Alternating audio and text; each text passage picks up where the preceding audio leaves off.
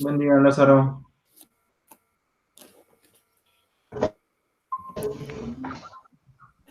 Buen día, Liliana. Buenos días, profesor. Buenos días.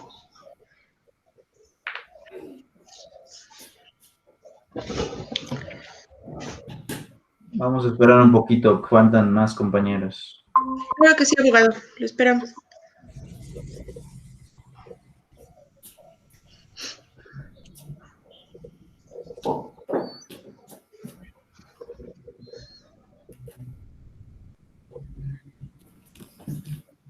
Faltan los compañeros que se conectaron la vez pasada juntos, no sé quién, no sé cómo se llaman.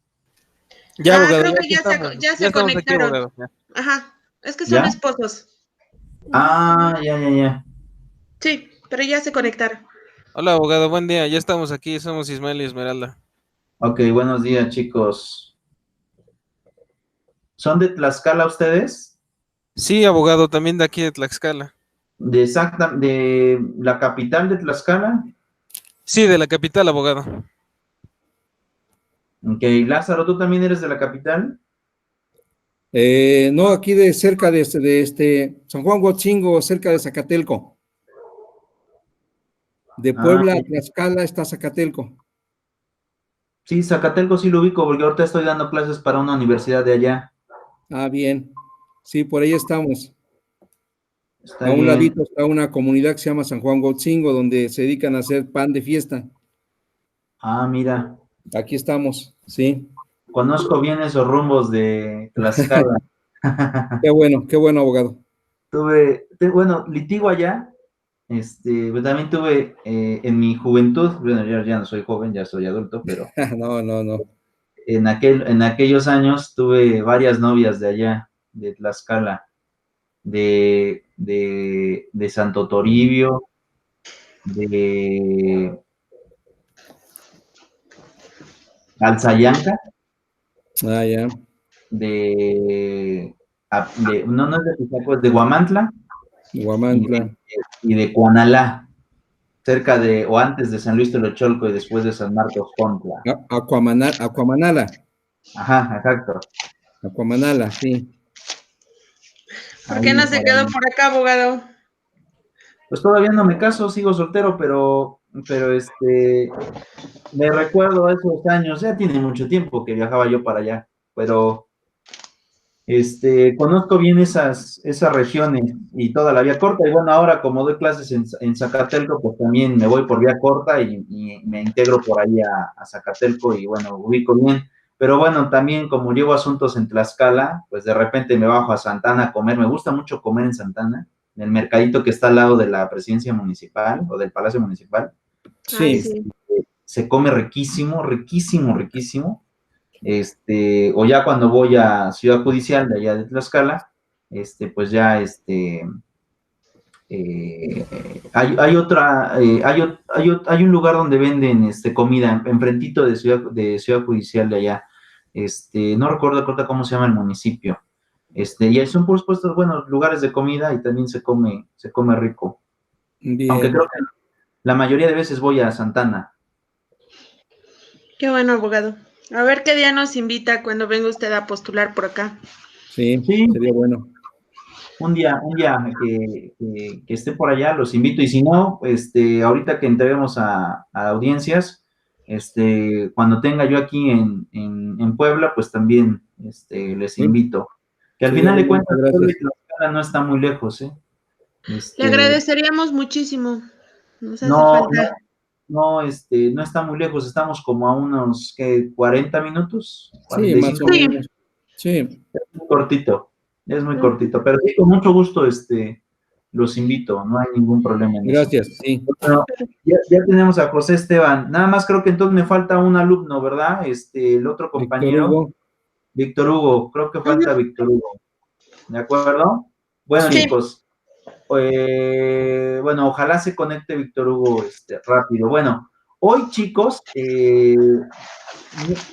mentira, chicos, quiero preguntarles algo. La clase pasada terminé de ver el tema de las clasificaciones de los nuevos derechos que se encuentran inmersos en toda la Constitución, o me faltaron clasificaciones por abordar. No. Solamente los derechos judiciales. Ok. Bueno, entonces, si me faltaron esos, bueno, entonces voy a proyectar mi documento otra vez de Paint, muy básico, pero creo que como lo voy desarrollando en vivo, creo que se hace más entendible que si les presento diapositivas muy bonitas y elaboradas, pero me gusta más irlo haciendo en vivo y creo que vamos en la misma secuencia cuando los hago en vivo. Voy a borrar esto porque es de la clase pasada. Sí. Vamos a poner no guardar. Y listo, bueno, les decía esta primera parte. Bueno, nada más me quiero detener en algunos derechos fundamentalmente. Antes de que veamos los judiciales, me quiero detener en los derechos constitucionales porque me parece que de ahí deriva la parte más importante, pero ahorita los abordo y me voy con los otros que nos quedaron pendientes. Tenemos que ver el tema de los derechos judiciales, ¿de acuerdo? Y aquí vamos a encontrar un tema muy polémico con la actualidad y de hecho ese asunto y ese conflicto ya está en la Suprema Corte. Ya lleva como 6 meses y yo creo que se va a tener que resolver. Ahorita les platico en qué consiste. Bueno, los derechos judiciales son básicamente aquellos que única y exclusivamente, vuelvo a repetir, única y exclusivamente tienen los funcionarios del Poder Judicial de la Federación. Vuelvo a repetir, del Poder Judicial de la Federación.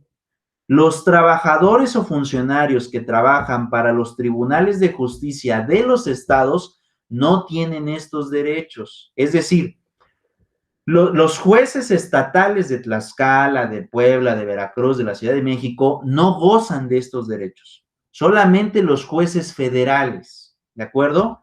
¿Y en qué consisten estos derechos? Son garantías mínimas que tienen los trabajadores del Poder Judicial de la Federación. Y entre ellas, porque son como 7 u 8, no son muchas, pero en realidad ahorita hay un paradigma de que si vuelven a cambiar o no. Entonces, nada más les voy a decir dos, y ahorita vamos a ver en qué consiste esa polémica. Uno de esos derechos, como les había dicho, parte del artículo 94, es decir, del artículo 94 de la Constitución. Y tiene que ver con la no disminución de salario. No disminución de salario. Los trabajadores del Poder Judicial de la Federación no bajan sus salarios. No se les puede bajar salarios. ¿Por qué se les dio este derecho? Mediante una reforma, vamos a poner reforma del artículo 94 constitucional del 2008. En 2008 se hace esta reforma al artículo 94 y se les protege a los trabajadores de la Federación, siempre y cuando tengan carrera judicial, es decir, los actuarios, secretarios, jueces, secretarios de estudio y cuenta, magistrados y ministros de la Suprema Corte. Ellos tienen carrera judicial y a ellos no se les puede disminuir el salario. Y algo muy importante, este es otro de los derechos que tienen, este es el primero, déjenme ponerlo, lo pongo con un guión. Y el segundo es la inamovilidad del puesto laboral. ¿En qué consiste este derecho? Los funcionarios solo pueden ascender y no descender en el Poder Judicial de la Federación. Tengo duda de si se escribe ascender así y descender de esta forma. Vamos a checar si lo escribí correcto o no. Ascender. SC. ¿Es SC? Es correcto, ascender. Sí, SC, sí. Ascender y descender. Entonces, ¿también es SC descender? Sí. Sí. Descender, listo. Bueno, entonces, ¿qué es lo que sucede, chicos? Estos trabajadores del Poder Judicial de la Federación tienen estos derechos. No les puedes disminuir salario mediante la reforma del 94 en el 2008 y tampoco los puedes bajar. Entonces, ¿en qué consiste esto? Esta es la gran diferencia de ser funcionario del Poder Judicial Federal a ser funcionario de los poderes judiciales de los estados. Por ejemplo, si ustedes conocen a algún funcionario del Poder Judicial de su estado o de Puebla Seguramente habrán escuchado que de repente ya llegaron algunos a ser secretarios de juzgado con un sueldo más o menos de unos 20,000, 25,000 pesos al mes, y de repente los bajaron a ser oficiales, y como oficiales ya nada más ganan 8,000. ¿Por qué se da esto? Porque esto es muy posible en los poderes judiciales de los estados, no les protegen las plazas laborales. Mientras que si ustedes trabajan en los juzgados federales, ahí, si ya llegaste a ser actuario o llegaste a ser secretario, ya no puedes bajar, solamente puedes ir ascendiendo en los puestos laborales. Entonces, esta es una gran diferencia, que sí gozan de los derechos en el tema del Poder Judicial Federal y no de los estados. Y algo también importante, la no disminución del salario, y a eso conllevo. Igual, si tú trabajas en el Poder Judicial del Estado, a lo mejor eres juez, un juez familiar, un juez civil, ganan como 60,000 al mes. Pero si de repente te peleaste con el magistrado presidente del tribunal y te dice, ¿sabes qué? Ya no eres juez, ahora eres oficial, de esos 60,000 puedes ganar 6,000 pesos al mes o 7,000, 8,000 al mes, porque no hay esta protección de derechos. Mientras que si tú trabajas en el Poder Judicial Federal, ¿qué es lo que sucede? Si ya llegaste a ser juez, no te pueden bajar ni el salario ni puedes bajar de puesto. Solamente puedes ascender en puesto y ascender en salario también. Ahora, ¿por qué les digo que hay un conflicto en base a estos derechos judiciales? Porque precisamente el presidente Andrés Manuel López Obrador, cuando llegó a la presidencia, dijo, nadie puede ganar más que el presidente. Y ese argumento de nadie puede ganar más que el presidente también está en la Constitución, está en el artículo 127 constitucional. ¿Y qué es lo que pasa? En base al 127 constitucional, de que pues se les tenía que bajar a todos salarios, muchos funcionarios del Poder Judicial se ampararon. Y se ampararon porque dijeron, es que el 127 dice que no puedo ganar más que el presidente, pero el 94, con la reforma de 2008, me dice que tengo protección salarial y no me pueden disminuir el salario. ¿Y qué pasa con el 127? La reforma del 127, donde se estableció que nadie puede ganar más que el presidente, es del año 2012. Y este es del 2008. Entonces, en base a este artículo del 127, el Congreso Federal, el año pasado, si estuvieron pendientes de las noticias, emitió la llamada Ley de Austeridad. Y esta Ley de Austeridad obligaba a todos los funcionarios a no ganar más que el presidente. Sin embargo, ¿qué fue lo que sucedió? Como estos del Poder Judicial tienen protección constitucional, decidieron ampararse. Que aquí también resulta un poquito complicado porque ellos son funcionarios del Poder Judicial, o sea, ellos otorgan amparos y ellos se ampararon sobre ellos mismos. Pero no se ampararon sobre ellos mismos por una arbitrariedad, sino porque también la Constitución los protege. Y bueno, para ir en términos prácticos, actualmente existe un conflicto o varios conflictos en amparos y demás situaciones, haciéndose referencia en cuál de los dos artículos debe prevalecer, si por una parte el 127 o el 94 con las reformas de 2008. La Suprema Corte hasta el día de hoy no ha emitido ningún criterio en base a cuál de los dos artículos debe de prevalecer, no ha emitido ningún criterio. Sin embargo, yo ahora les pregunto, ¿por qué esta respuesta ustedes la tienen ya con sus clases anteriores, con la de introducción al estudio del derecho? Y específicamente cuando vieron los principios generales del derecho. ¿Cuál creen que será la decisión de la Corte? ¿Protegerá que nadie deba de tener un salario mayor que el presidente en base al 127 o protegerá el 94 en base a la reforma del 2008 en que estos funcionarios no se les puede bajar el salario? ¿Qué piensan? Pues que va a proteger el artículo 127 constitucional. Quiero pensar que probablemente sea por la antigüedad del artículo y que no había sufrido una reforma a comparación de la del 94, del artículo 94. Quiero pensar que debería de ser de esa manera. Yo pienso... Y más ahorita con el gobierno que pues está pronunciando a favor de la austeridad. Ok, ¿qué piensa Lázaro? Ajá. Perdón, no, en el 94, porque yo considero que hay más intereses, ¿no? O sea, se crearía un problema mayor. Simplemente, si se protege el 94, no pasa nada, porque todo el mundo está dentro de sus salarios, los funcionarios del Poder Judicial Federal, pues están amparados, los protege la Constitución. Y el presidente, pues bueno, está en lo suyo, a lo mejor simplemente pues no quiere que nadie gane más que él. Si lo dejamos así, creo yo que no hay tanto problema, pero si empieza a funcionar el artículo 100, que es el 127, que donde nadie puede ganar más que el presidente, pues entonces sí se van a crear bastantes problemas. El presidente se va a crear muchos problemas, y muchas veces, pues, como dicen, es mejor dejar las cosas por la paz, que seguir esta situación, ¿no? Lo mismo, por ejemplo, cuando manejó de que a los presidentes les iban a quitar expresidentes ese privilegio, cosa que no sucedió. Es mi punto de vista. Ok, gracias, Lázaro. ¿Qué piensa ahí Esmeralda y cómo se llama su esposo? Ismael. Ismael, ¿qué piensan ustedes?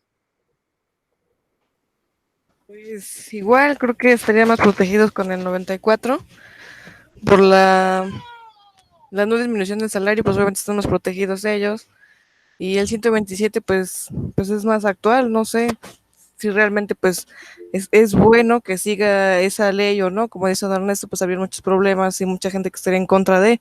Coincidimos. Ok, listo. Bueno, vamos a ir sobre esta parte. Esteban ya me contestó. Dice Esteban, pienso igual que Lili, dice que por antigüedad del 127. Sin embargo, en realidad, este problema obedece a resolverlo mediante los principios generales del derecho. Y en esos principios generales del derecho que ustedes aprendieron en su materia de introducción al estudio del derecho, y en otras seguramente, hay un principio que se llama primero en tiempo, primero en derecho. ¿De acuerdo? Por lo tanto, ¿qué es lo que pasa? Si vamos a la antigüedad, el que se va a tener que proteger va a ser el 94 y no el 127. Sí, es decir, les van a proteger los salarios a los ministros que en este momento ganan 450,000 pesos mensuales. Sí. Un juez federal gana 180 y un magistrado gana 200 al mes. ¿Por qué se les tiene que proteger a ellos ese salario? Porque como tal, el derecho lo adquirieron antes de que se modificara el 127, que prohibía que los funcionarios deberían de ganar menos que el presidente. Entonces, si nos vamos a la base constitucional y en base a los principios generales del derecho, estoy seguro que la Suprema Corte, cuando emita sus sentencias, va a decir, los trabajadores que obtuvieron sus salarios antes de la reforma del 127 tendrán que seguir vigentes, aun aunque sean excesivos. Pero los trabajos que hayan sido emitidos después de la ley de austeridad, esos sí se tienen que acoger en base a la ley de austeridad, es decir, menos que el presidente. Porque aquí recuerden que en derecho influye mucho el momento en donde se ejecute el acto. Entonces considero que este problema se va a resolver así. Los que obtuvieran sus cargos y sus salarios antes de la ley de austeridad, se les tendrá que respetar el salario. Y en el caso de los nuevos jueces, nuevos magistrados y nuevos ministros de la Suprema Corte, a ellos sí se les tendrá que aplicar la ley de austeridad y tendrán que ganar menos que el presidente en base al 127. Entonces, para que se den cuenta el tipo de conflictos que se van a poder resolver mediante la vía de amparo, porque muchos se ampararon y van a tener que resolver en base a estos criterios. La Suprema Corte les quitó los juicios de amparo a los jueces de distrito. Les quitó los juicios de amparo y dijo la Suprema Corte, esos los resolvemos nosotros y no los van a resolver ustedes. Entonces la Suprema Corte tiene un chorro de chamba porque fueron muchos funcionarios del Poder Judicial que se ampararon en base a la ley de austeridad para poder seguir teniendo los salarios que tenían antes y no que se les disminuyera en base a la ley. Yo creo que se les va a respetar, pero a los nuevos que lleguen, a eso sí se les va a tener que bajar el salario porque ya son después de estas reformas y después de la emisión de la ley. Veremos qué resuelve la Suprema Corte, porque luego la Suprema Corte puede tener criterios distintos, pero en base a lo que hemos estudiado y en base a lo que conocemos, estoy seguro que será esta la postura que se va a tomar. Pero bueno, Ahora sí vamos a esta parte importante. Bueno, los derechos o los llamados derechos constitucionales o las garantías constitucionales. Yo les había dicho que las garantías constitucionales eran los mecanismos de defensa de la propia Constitución. Y dentro de esos mecanismos de defensa tenemos al juicio de amparo, que es al final de cuentas nuestra materia, tenemos a la controversia constitucional y tenemos a la acción de inconstitucionalidad. Es decir, tenemos 3 mecanismos de defensa de la Constitución. ¿De acuerdo? Ok, ahora vamos a ver esta parte. También les había dicho lo siguiente. En base al juicio de amparo, los artículos constitucionales que lo van a regular son el 103 y 107. ¿De acuerdo? Y en base a estos dos, vamos a poner aquí, a los dos los va a regular el 105 de la Constitución. A los dos, a la controversia y a la acción de inconstitucionalidad. Ahora, seguramente ustedes se preguntarán, bueno, ¿y qué diferencia existe entre la acción, entre la controversia y entre el juicio de amparo? Creo que no va a haber problema. Pero ¿qué diferencia existe entre la controversia constitucional y la acción de inconstitucionalidad? Si al final de cuentas a los dos los protege el 105. Pues bueno, vamos a dar aquí algunas definiciones y vamos a poner aquí una flechita y aquí ponemos otra. Para hacer la distinción entre estas dos. Entonces ponemos lo siguiente. Primero, la controversia constitucional. Esta se promueve cuando existe invasión de facultades entre poderes, estados, municipios y federación. En términos prácticos, invasión de facultades. Ahorita les voy a dar un ejemplo para que se den una idea. ¿Y qué pasa con la acción de inconstitucionalidad? Esta se promueve cuando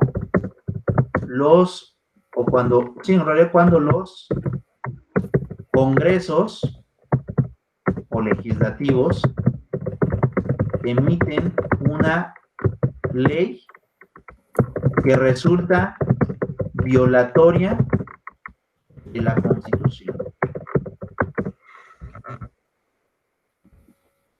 Perdón, ¿cuándo qué?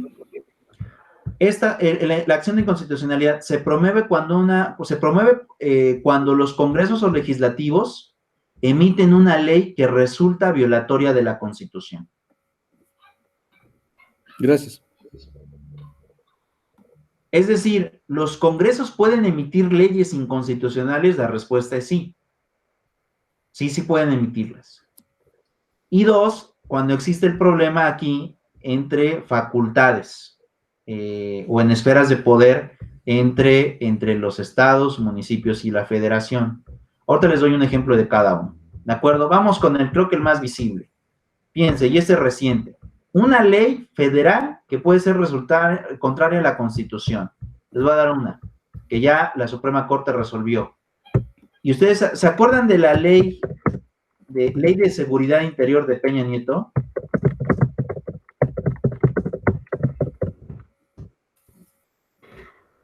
¿Se acuerdan de esta ley cuando la emitieron? No. Ok, bueno, les platico rápido. En el gobierno de Peña Nieto, el presidente quiso otorgar facultades a él mismo como presidente, así como también al ejército, en este caso, para combatir en temas de seguridad. Dentro de la ley, que era pues medianamente extensa, no era muy grande, esta ley, dentro de su capitulado, estipulaba que las Fuerzas Armadas podían tomar el control de seguridad de un estado sin tener autorización del propio gobernador. Esa fue una. Dos, otra de las cosas que también se criticó de esa ley es que también decía que las fuerzas militares podían estar en un estado de la República por un año, pero también decía, pero si la necesidad de la realidad es mayor, este año puede prorrogarse hasta por un término indeterminable para que las Fuerzas Armadas ocupen campos de seguridad. Entonces, ¿qué fue lo que sucedió en aquel año? Fue por ahí del 2017, fue un año antes de que Peña se fuera.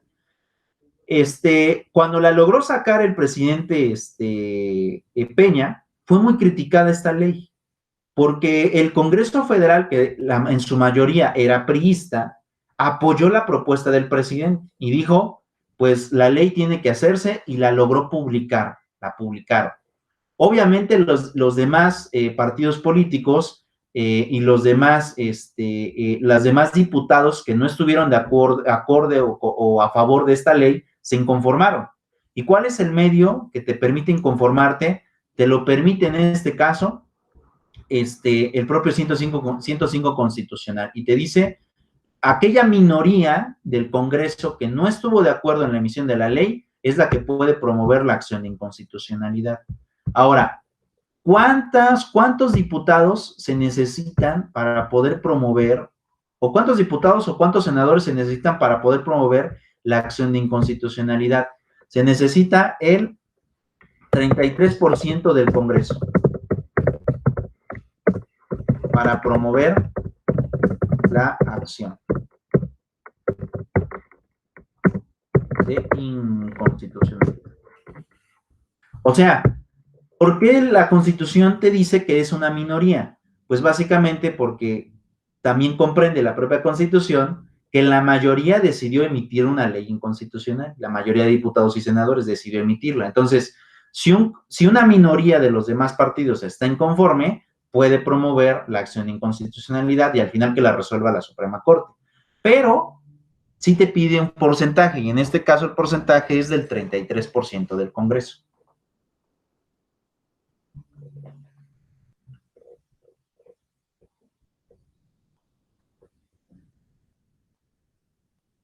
¿De acuerdo?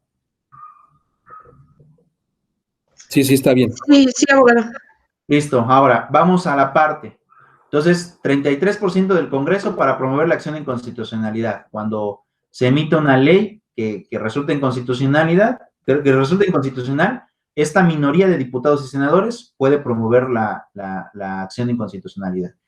Y bueno, en este caso de esta ley de seguridad, que les digo que fue una propuesta del presidente Peña, la votó el Congreso de aquel momento y la aprobaron y se publicó la ley. La minoría en aquel momento de los demás partidos se inconformaron, y cuando la Suprema Corte emitió sentencia dijo la ley es inconstitucional, y la decretó nula por completo, la decretó nula por completo. Y esto la decretó nula por completo en 2019, el año pasado, o sea, no tiene tampoco mucho tiempo que pasó esto. Pero bueno, vámonos a la controversia constitucional. Ok, por ejemplo, les voy a poner un ejemplo. Un problema entre un estado y un municipio. Por ejemplo, entre un estado y un municipio. No sé si ustedes logren identificar con claridad hasta dónde llegan los límites de San Pablo del Monte y en dónde inicia la ciudad de Puebla. No, siempre ha existido ese conflicto. Y creo que en varios municipios. Ok, ¿qué es lo que pasa? Vean esta parte. Cuando existe un conflicto, ¿no?, entre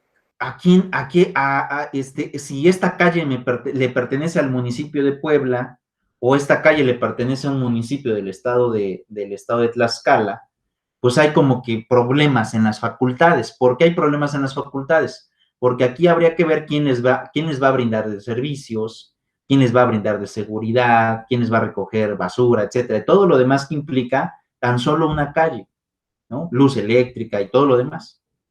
Entonces, ¿qué es lo que pasa? Este conflicto, cuando es entre dos estados de la República o un estado y un municipio de diferente estado, ¿qué es lo que pasa? Pues bueno, ahí entra la controversia constitucional, porque hay una invasión de facultades. Ante la incertidumbre de quién es el que tiene que dar servicios, o bien ante la incertidumbre de ver cuál es el límite territorial entre Puebla y Tlaxcala, entonces ahí es donde entra la Suprema Corte de Justicia de la Nación, ¿de acuerdo? ¿Y qué es lo que pasa? Cuando hay esta invasión de facultades, el municipio o el estado puede promover la controversia, ¿de acuerdo? Sí, sí, está bien. Ahora, hay muchos ejemplos del tema de la controversia constitucional, porque no solamente es entre estos, también, por ejemplo, entre un estado y un municipio del propio estado de la República. Por ejemplo, supongamos que exista problema en Santana y Tlaxcala, y el gobernador de Tlaxcala, en el sentido de que, bueno, los municipios tienen la obligación de brindar seguridad, y supongamos que el gobernador no se lleva bien con el presidente municipal de Santana, y de repente dice, ¿sabes qué? Suspendo las facultades del municipio y yo como gobernador voy a brindar seguridad en Santana. Y el presidente municipal no está de acuerdo, ¿no? A lo mejor el presidente municipal dice, es que yo no estoy de acuerdo, porque a mí la ley me dice que yo tengo que brindar la seguridad. Bueno, en esos casos también procede la controversia constitucional. En pocas palabras, no me voy a pelear con el gobernador, pero sí puedo promoverlo y que la Suprema Corte decida si el gobernador sigue brindando ese servicio o yo como presidente municipal lo puedo brindar. ¿De acuerdo? Sí, puede haber controversia en la usurpación de funciones. Exacto, también, a eso me refiero con Ok. facultades. Bien, que en los municipios se da mucho esa situación. Si una persona acapara varias funciones y los que les corresponde están relegados. Ok, bueno, eso es lo que se tiene que ver, se tienen que promover controversias. Ahora, nada más voy a aclarar algo. ¿En dónde no procede la controversia constitucional? Para que se pueda dar entre municipios, tienen que ser, de acuerdo al 105, de diferente estado de la República. Diferente estado. Es decir, un municipio y un municipio tienen que ser de diferente estado de la República. Si son municipios donde tienen el conflicto, pero son de un solo estado de la República, es decir, que el municipio, por ejemplo, de Tlaxcala, la capital, tiene problemas con Santana, que son colindantes, en ese caso no existe la controversia. En ese caso de que son dos municipios que pertenecen a un solo estado de la República, ahí quien tiene que decidir es el Congreso local. El Congreso local. Vuelvo a repetir, cuando son municipios de diferente estado de la República, es controversia constitucional y se va a la Suprema Corte. Pero cuando son municipios de un mismo estado de la República, ahí quien decide o quien resuelve el conflicto es el Congreso del Estado en donde estén estos municipios.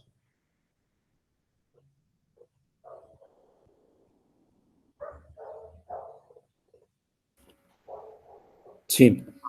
¿De acuerdo? Entonces el ejemplo que le mencioné de usurpación de funciones, por ejemplo, dentro de un mismo municipio, ¿tampoco es controversia? No. No, bien. No. Sí. ¿De acuerdo? Sí, gracias, sí, está bien. Listo, entonces, sin embargo, ¿por qué? Dijo que cuando son entre dos municipios, pero de diferente estado, existe la controversia y lo resuelve la Suprema Corte. ¿Es ¿cierto? correcto?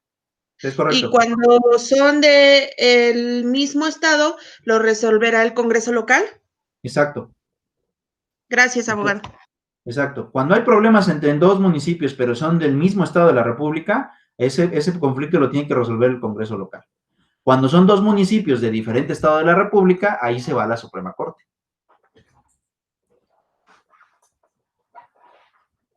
¿De acuerdo? Sí, abogado, gracias. Ahora, vuelvo a repetir. En caso de que exista un conflicto entre el gobernador y un municipio de ese estado de la República, en ese momento también se va a la Suprema Corte, porque ahí hay diferencia entre un gobernador, que es el Ejecutivo Estatal, y un presidente municipal. Cuando hay conflicto entre estos dos, obviamente no lo puede resolver el Congreso, y ahí se tiene que ir hasta la Suprema Corte. Gracias. Alguien iba a hablar por ahí, me iban a comentar algo, díganme. No, abogado, está bien. ¿No? ¿No era tu esposo, Esmeralda? No, todo bien. No, abogado, nada más dice que todo está bien. Mira, por ejemplo, José Esteban, tú me dices, hubo un problema similar entre Puebla y Cholula. Exacto. Sin embargo, aplica la regla. En el caso de Puebla y Cholula, son dos municipios que son pertenecientes al estado de Puebla. Entonces, ¿qué es lo que pasa? Este problema entre dos municipios del propio estado lo tuvo que resolver el Congreso local y al final delimitaron que la zona de Angelópolis en la plaza comercial le pertenecía a Puebla y la parte donde están los conjuntos habitacionales se le quedaba a Cholula. ¿De acuerdo? Pero en ese caso que tú planteas, José Esteban, es entre dos municipios del mismo estado de la República. Entonces, en ese caso, lo resuelve el Congreso local. ¿De acuerdo? A muy diferente, por ejemplo, en el conflicto que les pongo, ¿no? Entre San Pablo del Monte y el municipio de Puebla. Ahí, si hubiera problema, ahí ese problema no se va a resolver en el Congreso, ahí sí se va hasta la Suprema Corte, porque son dos municipios de diferente estado. Sí, abogado. Listo. Sí, sí, está Entonces, bien. ahora, ¿qué pasa? Nos vamos al tema del 107 y del juicio de amparo. Bueno, pues el juicio de amparo, ¿qué es lo que pasa? Pues el juicio de amparo protege, ¿no? Vamos a poner aquí. El juicio de amparo protege, vamos a poner, garantías individuales, ¿no? Garantías individuales. Protege derechos humanos. Protege, también, derechos fundamentales. Protege también los derechos jurisdiccionales.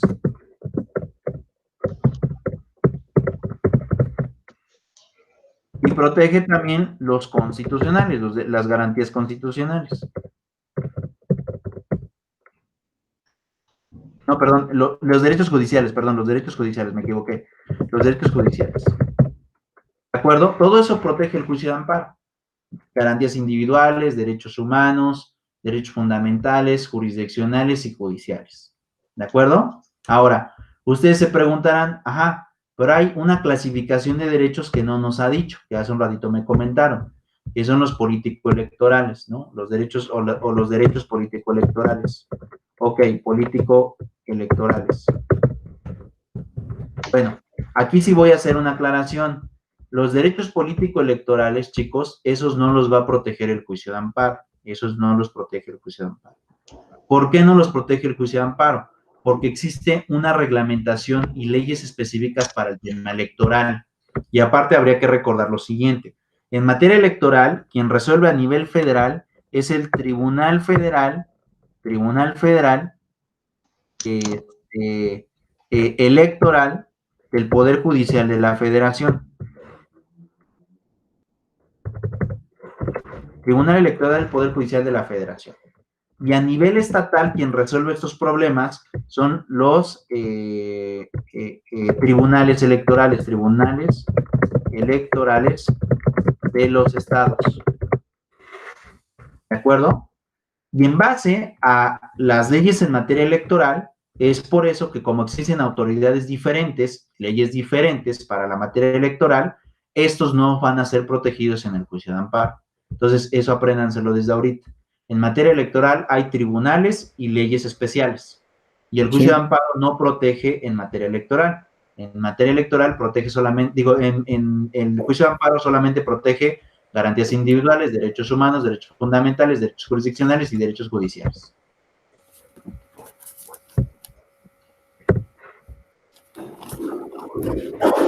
Comentaba la clase pasada que los fundamentales y los derechos humanos en la práctica vienen siendo los mismos. En la práctica vienen siendo los mismos. En la teoría sí hay diferencia, porque en la teoría te dice que los derechos humanos son aquellos que el hombre tiene por el simple hecho de ser hombre. Y los derechos fundamentales te dice que son aquellos que se protegen a nivel internacional y que son acogidos por un país. Pero que los países a veces no han ratificado o no han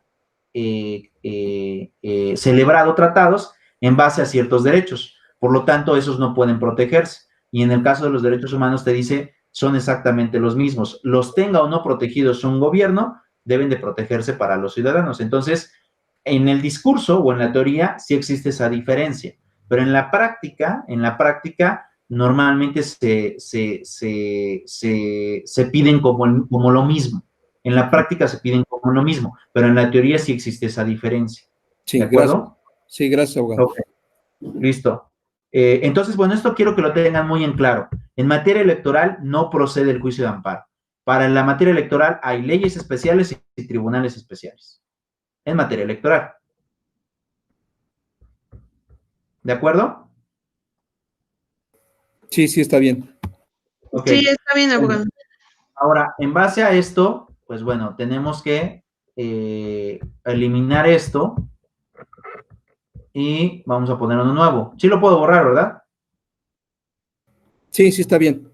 Sí, abogado. Ok, listo, no guardar. Bueno, ahora, algo muy importante, y esto quiero que lo aprendan desde ahorita en el juicio de amparo, porque ha cambiado mucho este concepto de la protección, de hasta dónde se debe de proteger un derecho humano, hasta dónde se debe de proteger, por ejemplo, los derechos, la Constitución, y hasta dónde debemos de proteger incluso el derecho internacional. Entonces, ¿cómo se interpreta la defensa de la Constitución? Esto ha cambiado muchísimo, sobre todo a partir de la reforma de 2011 al artículo 1, que fue la que vimos la clase pasada. Ha venido cambiándose mucho esta interpretación. Entonces, ¿qué es lo que vamos a hacer? Vamos a hacer lo siguiente, ¿de acuerdo? Voy a poner aquí 3 divisiones y vamos a poner aquí, fíjense, vamos, criterios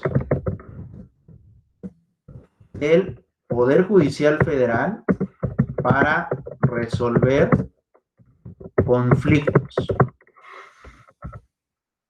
Ay, y quería dividirlo. Bueno, criterios del Poder Judicial para resolver conflictos. Y tenemos aquí, vamos a poner 2 divisiones. Vamos a poner aquí la primera división y la segunda división. Después me voy a formar 3 pirámides.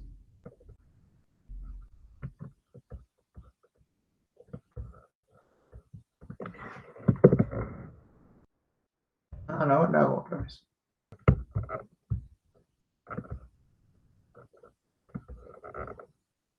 Y ahorita les voy a platicar qué pasa para que se den cuenta de lo complejo que es hoy en día administrar justicia. Hoy es sumamente complejo administrar justicia. Y bueno, vamos a dividir esto así.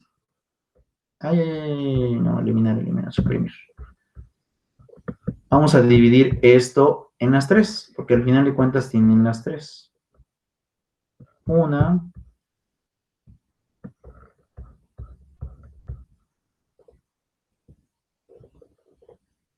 2,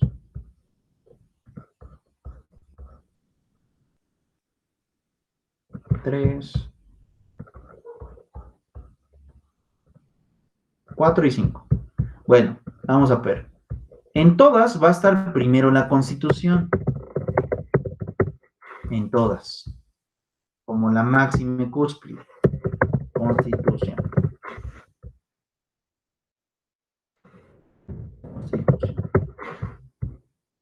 Después vamos a encontrar aquí a las leyes federales. Leyes federales.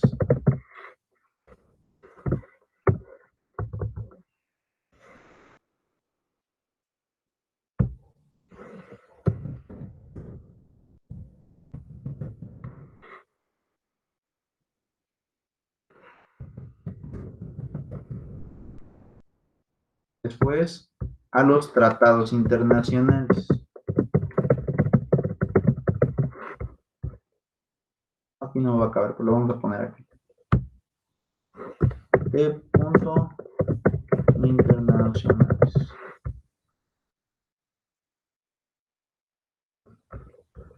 Aquí yo creo que lo vamos a poner acá. Tratados internacionales. Después tenemos a las leyes estatales. Digo, perdón, sí, leyes estatales.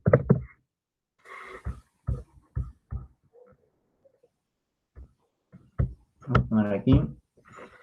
Leyes estatales.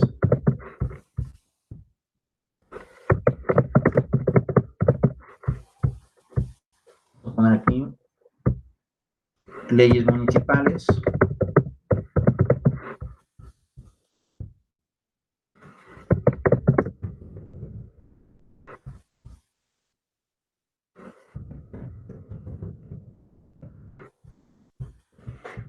me faltó una división, vamos a ponerla.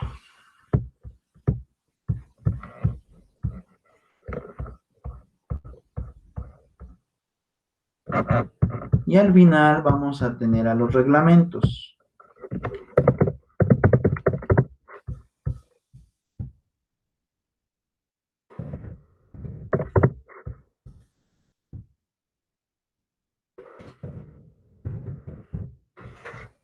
Bueno, ¿qué es lo que pasa? Bueno, vamos a poner esto de otro color porque creo que no me gustó mucho. Exacto. Vamos a montar una línea aquí, ¿de acuerdo? Para que no nos confundamos de que existe diferencia.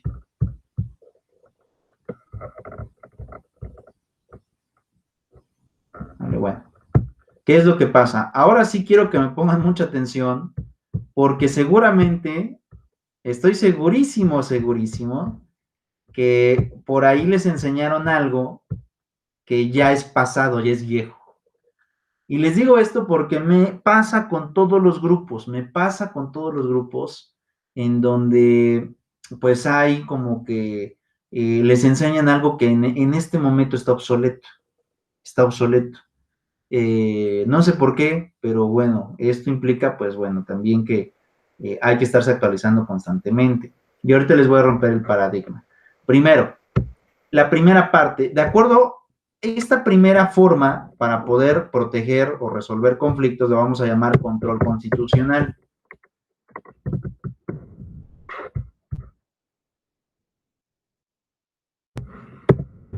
Control constitucional.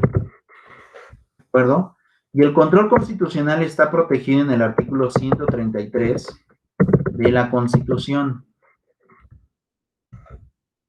133 de la Constitución. Después nos vamos a ver el tema de el principio pro persona. Perdón, ¿principio de qué? Pro persona. Gracias. Y el tercero es control convencional.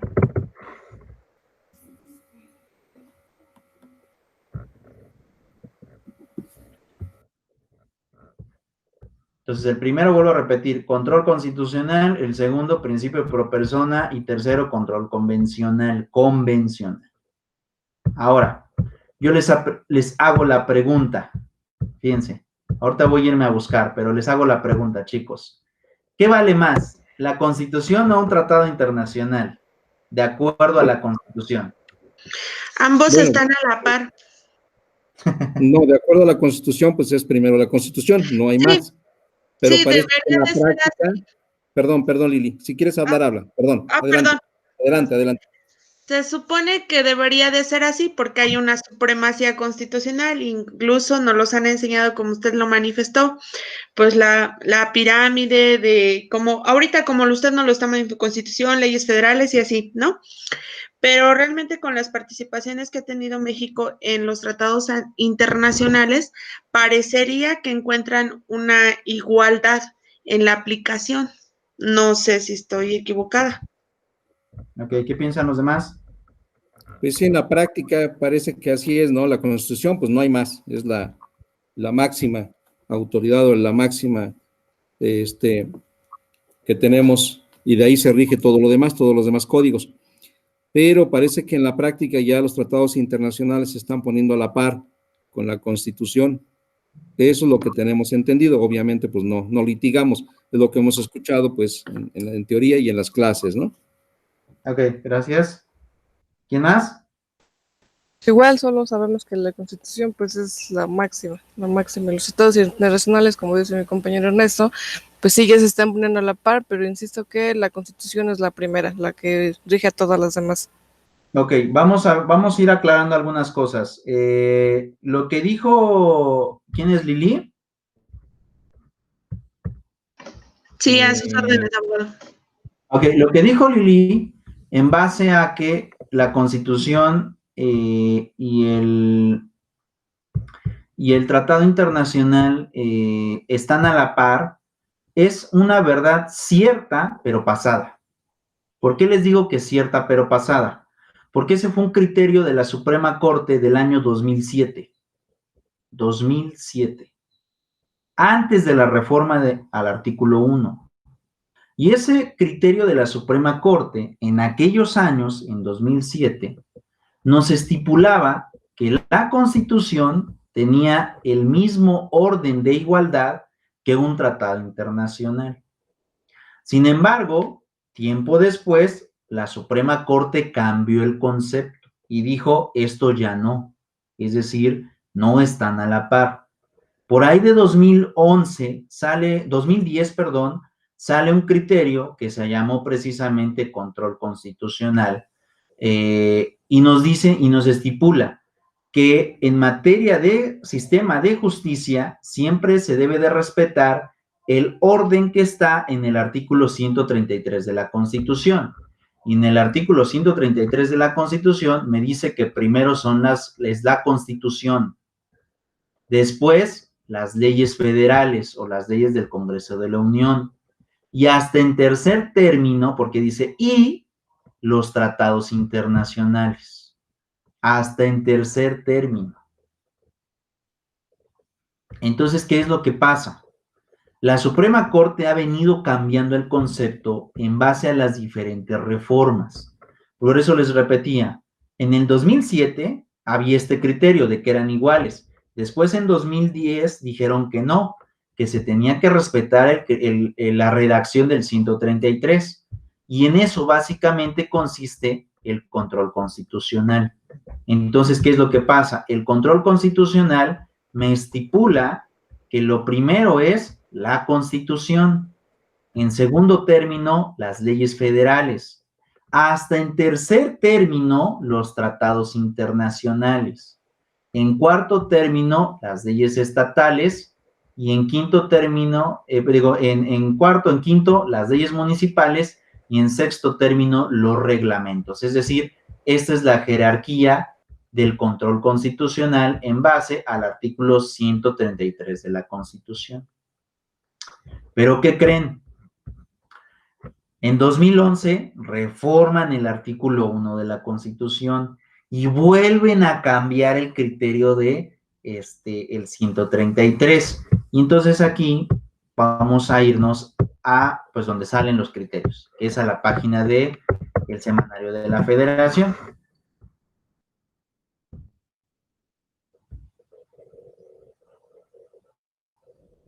Aquí tenemos Semanario de la Federación.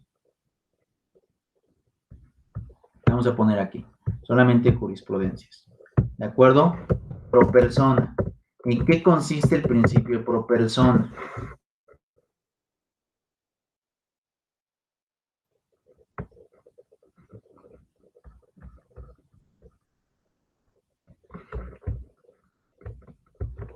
Vamos a buscar la que nos define, el criterio de la Suprema Corte que nos define. Bien, acá está uno. ¿De acuerdo? Interpretación conforme del principio pro persona. Vamos a buscar el que nos define, que es un poquito más viejo, es por ahí del 2012, ese criterio.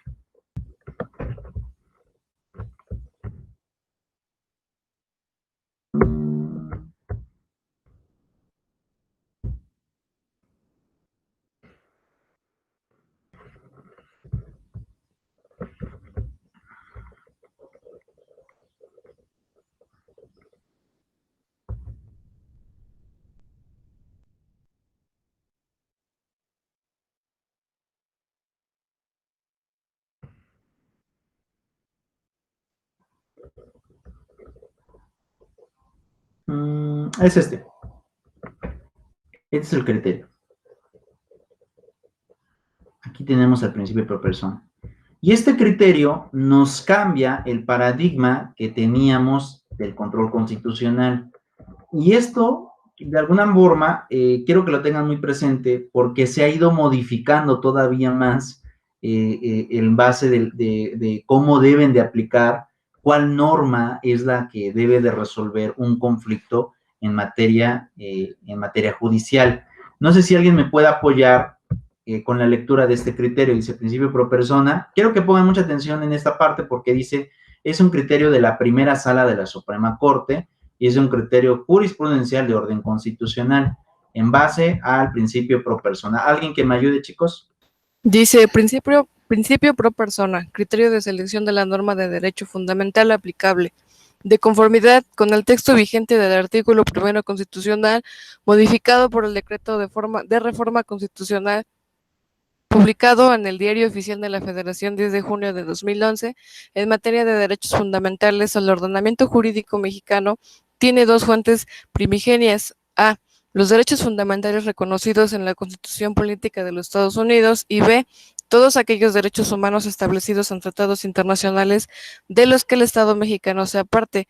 Consecuentemente, las normas provenientes de ambas fuentes son normas supremas del ordenamiento jurídico mexicano.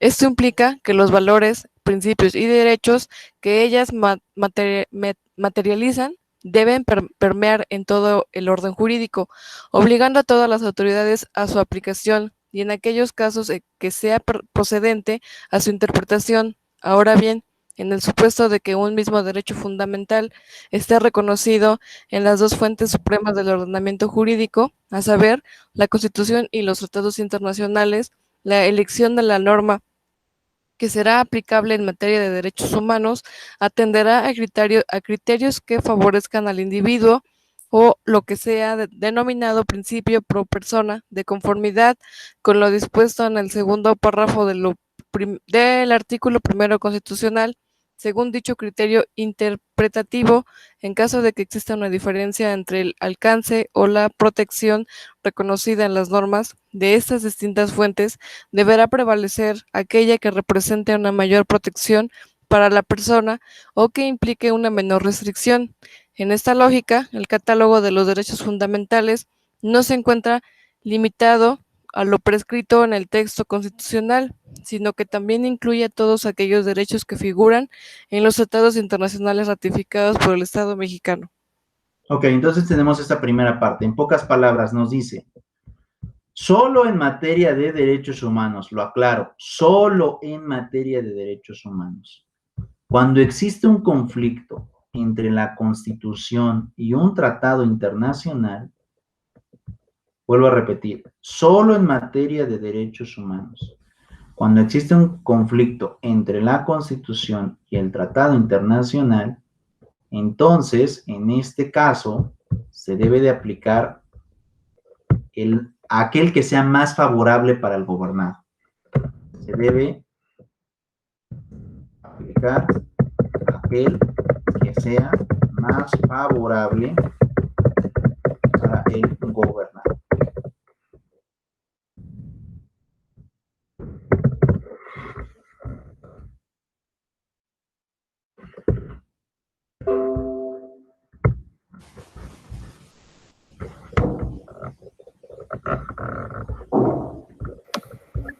Bien. Ahora, aquí, entonces, ¿en dónde está estipulado el principio pro persona? Vamos a anotar, este es el número de la jurisprudencia. Pues vamos a anotarlo. Aquí lo vamos a poner copiar, control C, y vamos a irnos acá. Vamos a poner dos puntos y seguido y ponemos J, que es jurisprudencia, ponemos el número de criterio, que en este caso es el 202,000.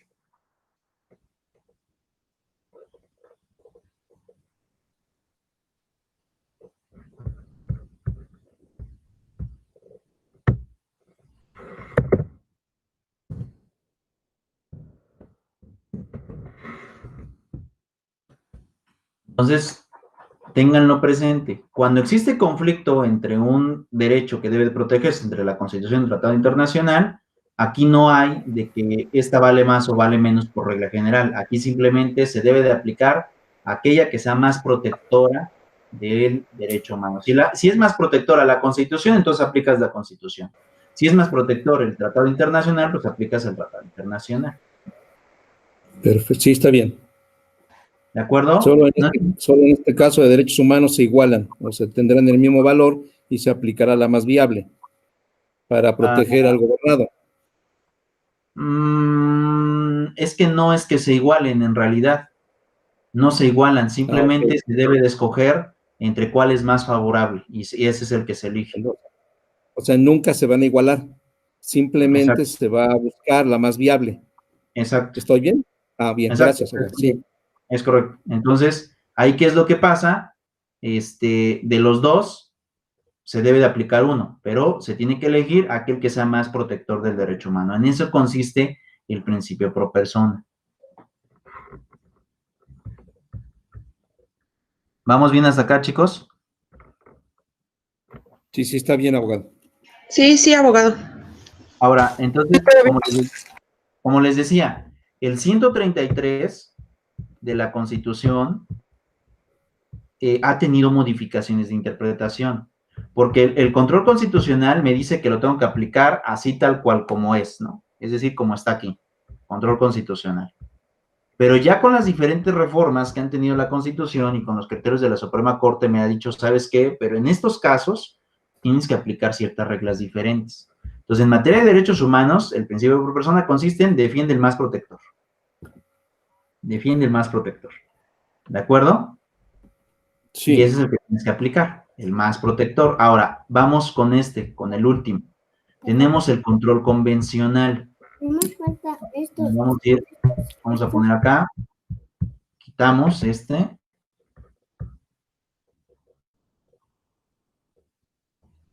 Y ahora redefinir consulta.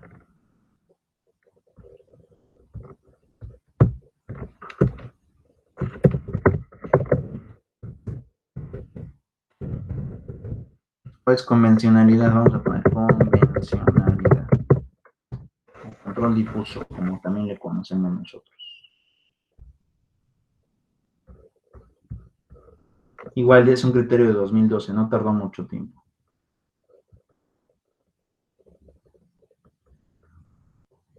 Es un criterio nuevo de diferencias del 2016. No, vámonos a la definición.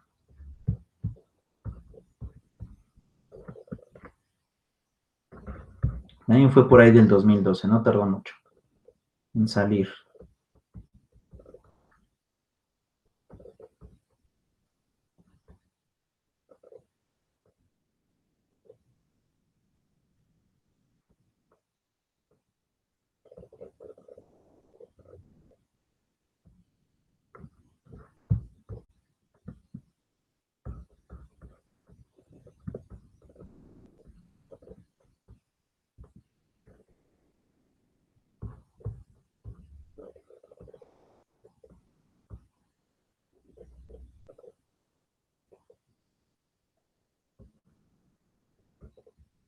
Vamos a ver este.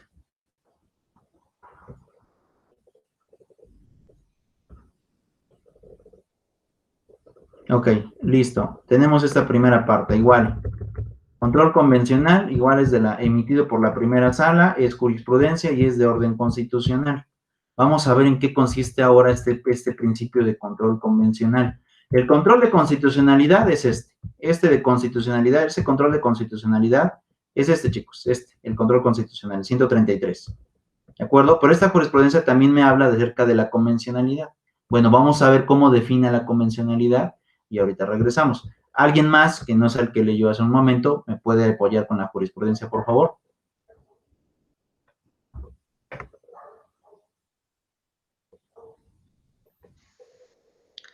Control de constitucionalidad y de convencionalidad, reforma constitucional de 10 de junio de 2011.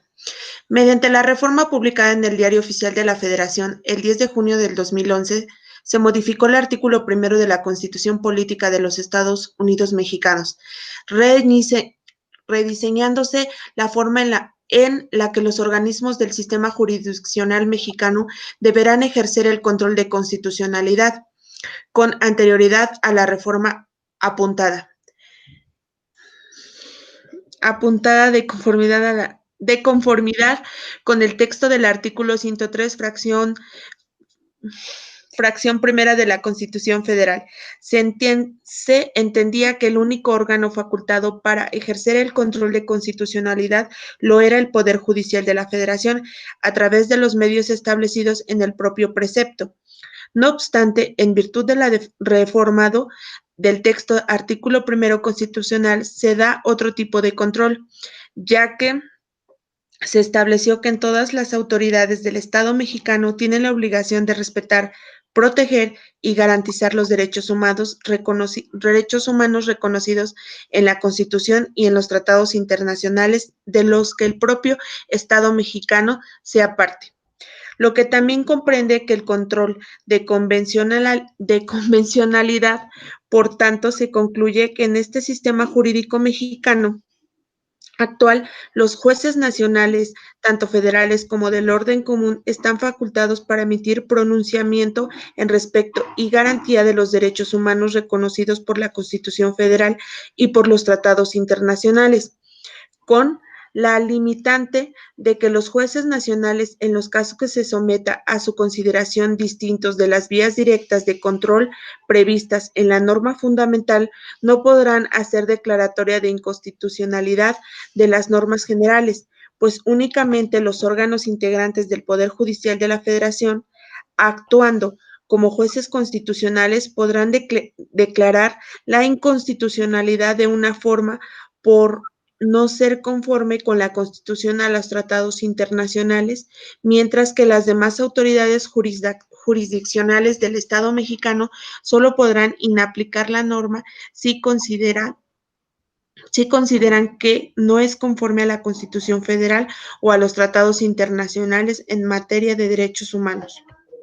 Ok, viene algo bien importante, la palabra, ahí donde está, inaplicar la norma. Y en base al control, entonces, ¿qué pasa en el control convencional? Pues muy sencillo. En el control convencional pasa lo siguiente. Lo que conocemos como control constitucional, aquí no existe. Aquí no hay jerarquía de normas. Se rompe. Entonces ustedes se preguntarán, bueno, si no hay jerarquía, se rompe por completo, entonces ¿en cuál aplico, no? ¿Con cuál resuelvo?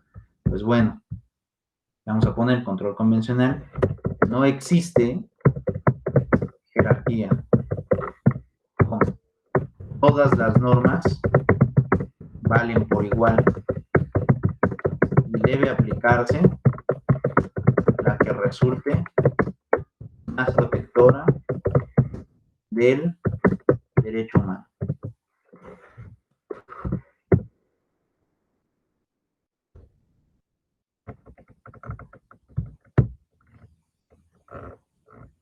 Todas las normas valen por igual y deben aplicarse la que resulta más protectora del derecho humano.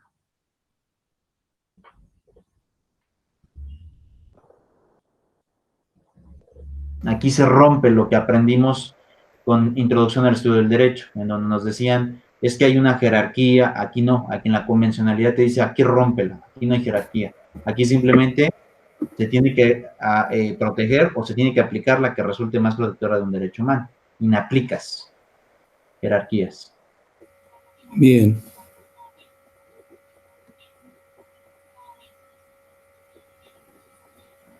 ¿De acuerdo?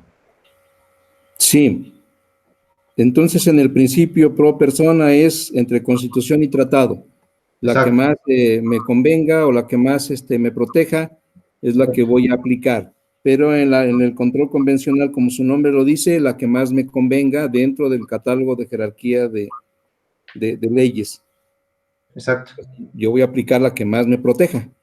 Exacto. Aunque no esté en la Constitución, puede estar en una local.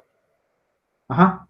¿Estoy bien, Lick? Bien, gracias. Exacto. Aquí el argumento debe de ser, protégeme más esta parte porque esta es la ley que más me protege el derecho humano. ¿Esto nada más es aplicado a derechos humanos o se va a traspolar? No, solamente en materia de derechos humanos. Perfecto. Mientras que el tema del control constitucional es diferente porque el control constitucional se aplica para todo. Sí, sí. Entonces, esto resulta complicado de comprender. ¿Por qué? Porque les digo que han cambiado los criterios. Entonces, lo que nosotros habíamos aprendido, pues era esto, control constitucional, 133, jerarquía de leyes. Y normalmente siempre asociábamos la jerarquía de leyes. Sin embargo, con los nuevos paradigmas de la reforma que mucho comenté en la clase pasada, también han cambiado las formas de interpretación de la propia Constitución en base a estos dos principios fundamentalmente. Control convencional y control o principio pro persona. Y como podrán darse cuenta, Estas dos desobedecen al control constitucional establecido en el 133. Sí, sí, muy bien. Perfecto. Entonces aquí hay dos cosas. Una, pues que siempre hay que estar en constante actualización. Y dos, bueno, que no, se me fue la segunda. Estaba pensando otra cosa. Pero bueno, De todas eso. formas, estas ahorita solamente hice definirlas o las definí en base a criterios donde surgieron estos dos conceptos de 2012. Si ustedes gustan seguir estudiando acerca de estas dos figuras, pueden poner en esta página del JUS, y esto siempre se lo recomiendo, y yo todas las semanas hago esta tarea de estar pendiente de los nuevos criterios de jurisprudencia. Y vean, hubo un error de servidor. Y vean o busquen temas en base o referentes a un principio o alguna palabra que ustedes busquen. Y siempre van a aparecer los criterios del más actual al más viejo. Por ejemplo, aquí como podrán darse cuenta, convencionalidad, convencionalidad, convencionalidad, ya estamos hablando de criterios de 2016. Vean, si me voy más arriba, 2020, hay desde 2020, 2019. Entonces, ¿eso qué implica? Ahorita lo que hicimos fue nada más leer las definiciones, pero si ustedes quieren comprender un poco más acerca de esta figura, necesitan ver cuáles son los nuevos criterios para también en qué se ha modificado o en qué se han ampliado estos criterios, que se han ido pues también transformándose pequeño, pero sí se han ido transformando, sobre todo en el ámbito de protección y aplicación, se han ido añadiendo cosas a estas dos cuestiones de principio pro persona o principio pro hominem, porque ese también es conocido como pro hominem, o control convencional y el control constitucional, que ese también sigue teniendo actualizaciones, el control constitucional. Se siguen aclarando en qué casos sí debe de aplicarse y en qué casos no. Pero, pues bueno, como diríamos en derecho, como en derecho no hay reglas perfectamente bien establecidas, cuando tú vas a litigar a tribunales, un juez te puede aplicar el control constitucional, te puede aplicar el principio pro hominem o te puede aplicar el principio del control convencional. Sí, muy bien. Por eso es que en derecho todo es debatible. Es más, sale un juez, te dicta una sentencia y también la debatimos, ¿no? Sí. Porque existen muchas cosas subjetivas que en base a que la propia ley también te permite esa subjetividad para poder ir adoptando los diferentes criterios que uno va comprendiendo.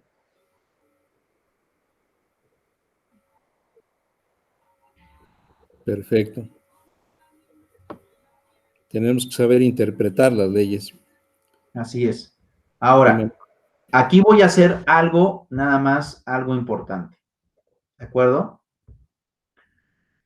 En el caso de la inaplicación del control convencional y en el caso de la aplicación del control pro hominem, voy a añadir algo al control convencional en base a los diferentes criterios de jurisprudencia que han emitido, para ya no seguir buscando jurisprudencia, para evitar que lean ustedes. Aquí sí hay una diferencia porque te dice, aquí no hay jerarquías, ¿sale? Aquí se rompen y debe de aplicarse la más protectora. Y siendo sinceros, aplicando el control convencional, ¿sale? En su mayoría, aquí sí, en la aplicación, en la práctica, en la mayoría podemos hablar que en materia de derechos humanos, ¿sale? Que está por encima o por arriba, ¿no? O tiene mayor jerarquía. En derechos humanos tiene mayor jerarquía un tratado internacional de la Constitución. Aquí sí te lo permite. ¿Por qué te lo permite? Porque aquí se rompen las reglas.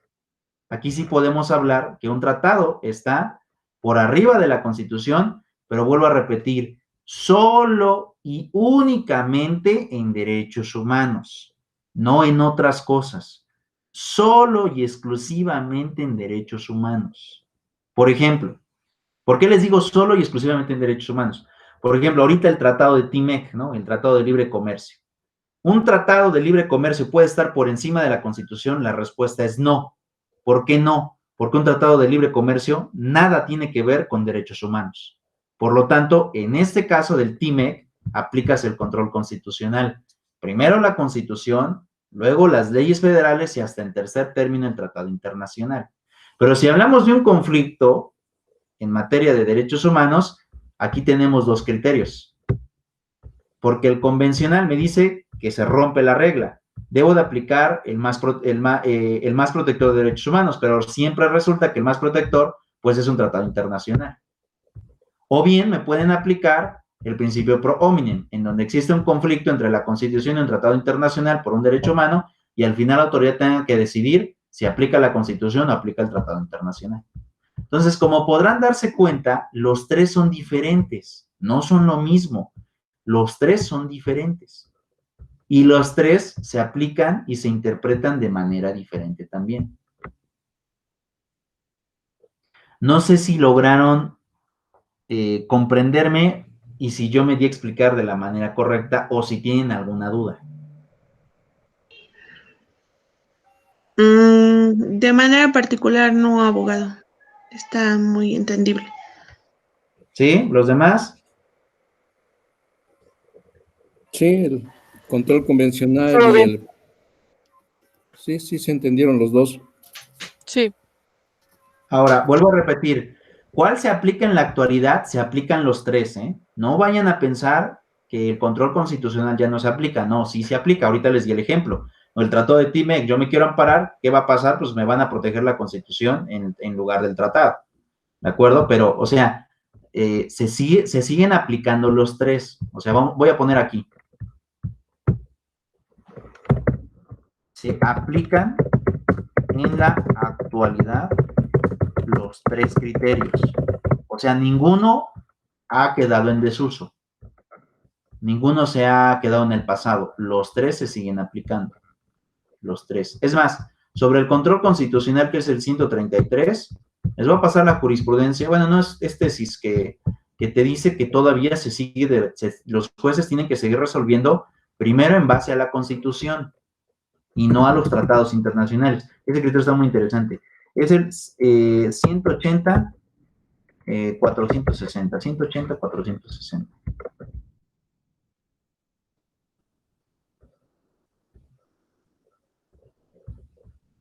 No es este, 160.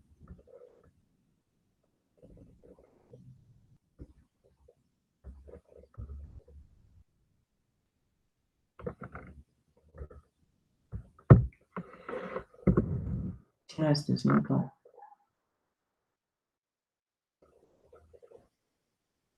Ahora lo de 160. 480.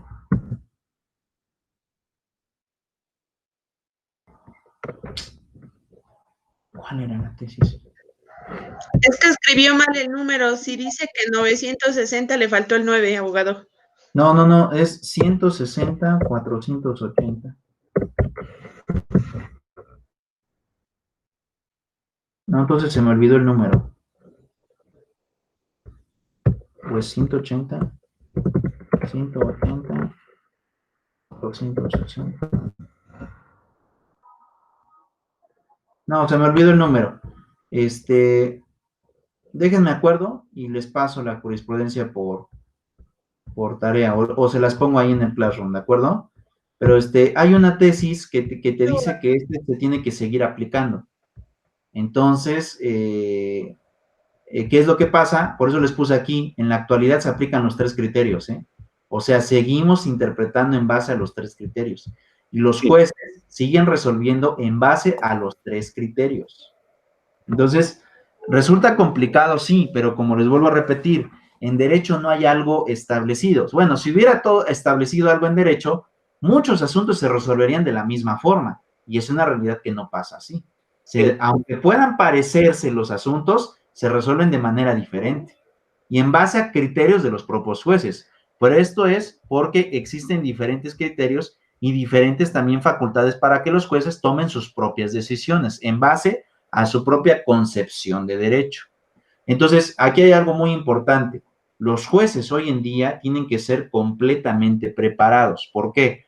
Porque para poder resolver un conflicto en base a criterios, no es tarea fácil, ¿no? No es tarea fácil. Aunque bueno, yo creo que con lo que hemos visto estas últimas semanas, También se les debe de aplicar controles de confianza a los jueces, porque bueno, pues bueno, y me imagino que vieron este caso de el secretario de Estudio y Cuenta, quien hizo la sentencia de este delincuente que se llamaba Mochomo, o que le apodaban Mochomo, y al final salió libre por una cuestión económica y no en base a una cuestión jurídica, ¿no? Entonces, ahí de alguna manera, pues hay que también aplicar ese tipo de filtros, pero eso sale de la cuestión regulatoria en materia de derecho.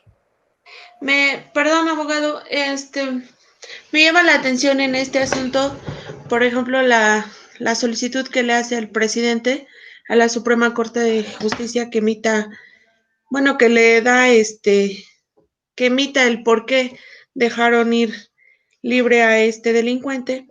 Y entonces la Suprema Corte responde de manera tajante que era un organismo autónomo. No sé, no comprendí muy bien esa parte. Ok.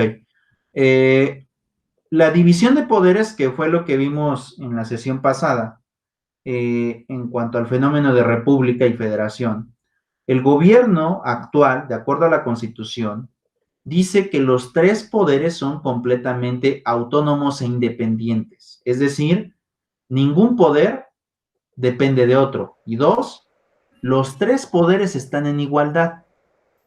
Si el presidente le hace la petición al Poder Judicial, el Poder Judicial puede iniciar la investigación, pero por decisión propia, no porque el presidente lo esté solicitando.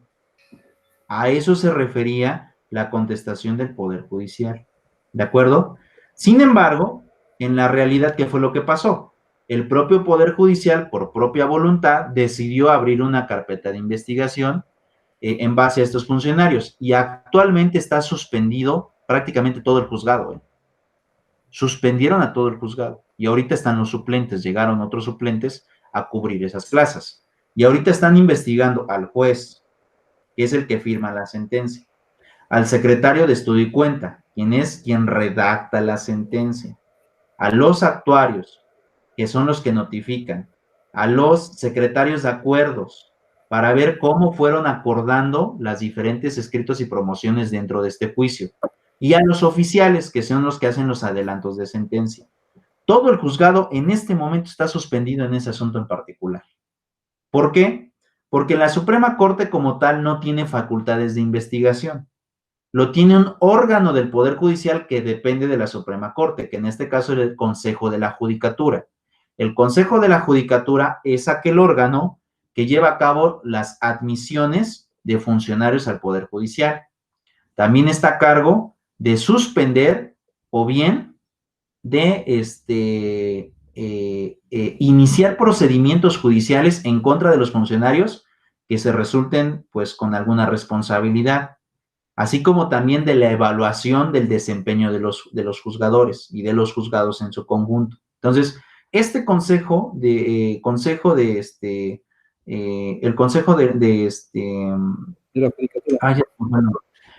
la Judicatura, esa es su función, llevar a cabo el control del Poder Judicial. Entonces, en este caso, el Consejo de la Judicatura decidió abrir investigaciones a todo el juzgado. Y en lo que se hacen las investigaciones, suspendió a esos funcionarios y puso suplentes. Obviamente porque el trabajo en ese juzgado continúa, no puede pararse. Pero ahorita están trabajando los suplentes y los funcionarios que estaban en activo están suspendidos. Todos hasta que el Consejo no resuelva las investigaciones. Ahora, dentro de las investigaciones, el Consejo de la Judicatura está integrado por ex jueces y ex magistrados.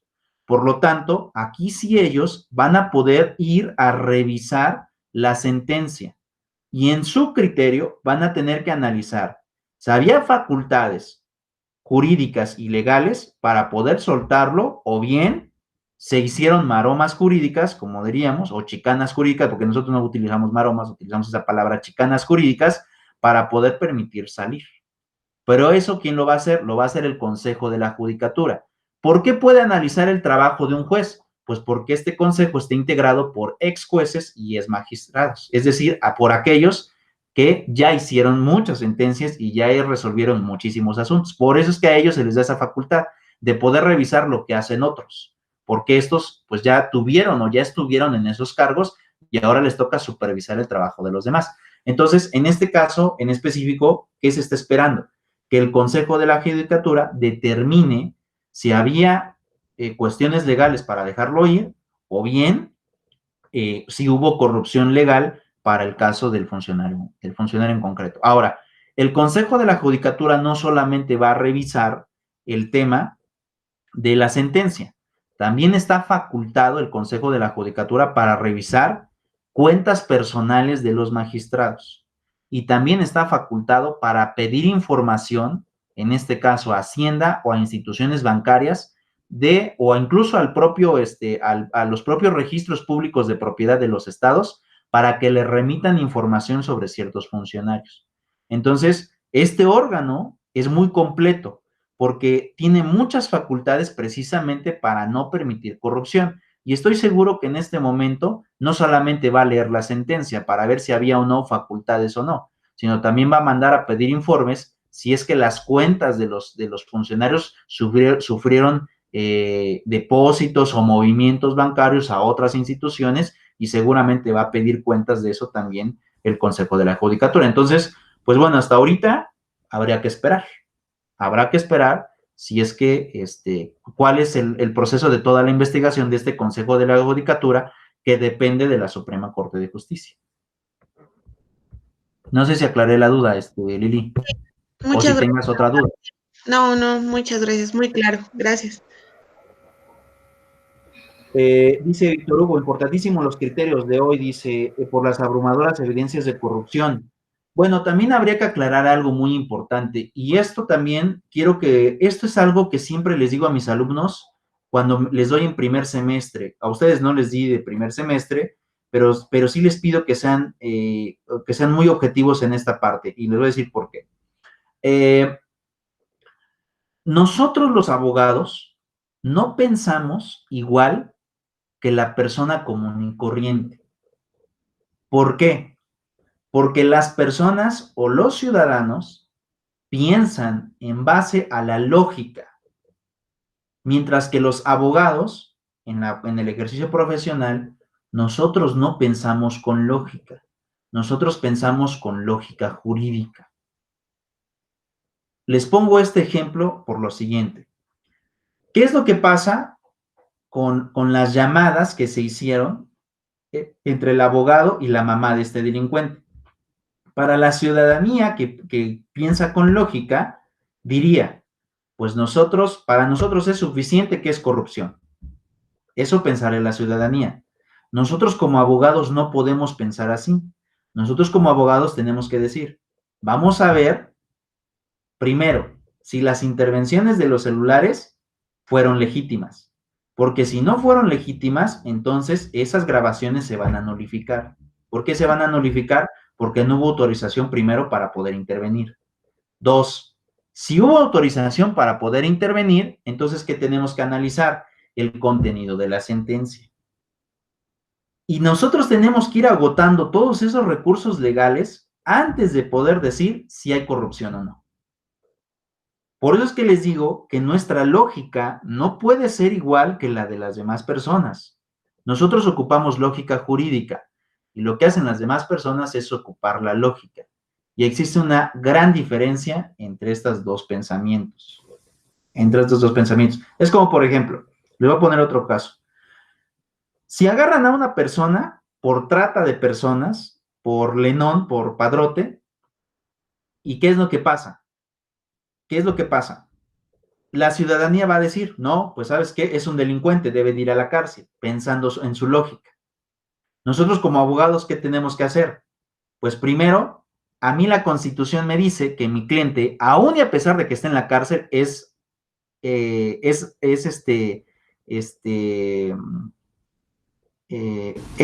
inocente. ¿Por qué? Porque el artículo 20, apartado B, fracción primera de la Constitución, me dice que para que yo pueda decir que alguien es culpable, tiene que haber sentencia. Mientras no exista sentencia, es inocente. Aunque tenga prisión preventiva, para mí es inocente y para la justicia es inocente, porque todavía no hay sentencia. Entonces, ¿qué es lo que pasa? Si tú le explicas esto a una persona común y corriente, no lo va a comprender. ¿Por qué no lo va a comprender? Porque no entiende todo el tecnicismo jurídico que existe atrás. Y nosotros no pensamos en base a esa lógica. Nosotros pensamos en base a la técnica o a la lógica jurídica. No sé si me comprendieron, chicos. Sí, por eso se demasiado. mantiene el término de presunto, Exacto. ¿verdad? Para nosotros, Presunto. entonces, ¿qué es lo que pasa? Es presunto. ¿Por qué? Sí. Porque nosotros pensamos en base a la lógica jurídica y nosotros tenemos que agotar los tecnicismos antes de decir algo. Mientras que la gente común, por algo que pasa, dice ya es culpable. Y no, porque esos son juicios sumarios y nosotros no estamos facultados para llevar a cabo juicios sumarios. Entonces, ¿resulta tardada la cuestión jurídica? Sí, sí es tardada. Pero al final de cuentas también tenemos que ir agotando los diferentes criterios que se van adoptando. ¿De acuerdo? Sí, entendido. ¿Listo? Allá Esmeralda y su esposo, ¿sí me captaron? Sí, estamos aquí pendientes. ¿Listo? Lili ya me dijo que sí, aunque Claro. ya quitaste tu cámara, Lili. ¿Perdón? Digo, ya quitaste tu cámara. Ah, sí. No Bueno, quiere que la vean. Está bien, está bien. José Esteban también me dice entendido. Listo. Entonces, todos, Víctor Hugo, Sí, ¿sí? todo bien, abogado, todo bien. Listo, Víctor Hugo dice también. Listo, bueno, entonces, esa es una parte fundamental. Sé que para la ciudadanía en general resulta ser como que un estorbo la ley a veces, ¿no? Porque pues tarda en todos estos procesos. Sin embargo, para nosotros es ir verificando e ir corroborando para al final de cuentas decretar si una persona es culpable o no. ¿Por qué tenemos que hacer esto? Pues tenemos que hacerlo, entre otras cosas, porque, vamos, si no, imagínense cuántas personas en la actualidad estarían enjuiciadas sin ser culpables, muchísimas. Todavía sucede cuando el pueblo toma justicia por propia mano. Exacto. Sería una cacería de brujas, como dice Víctor Hugo, es correcto.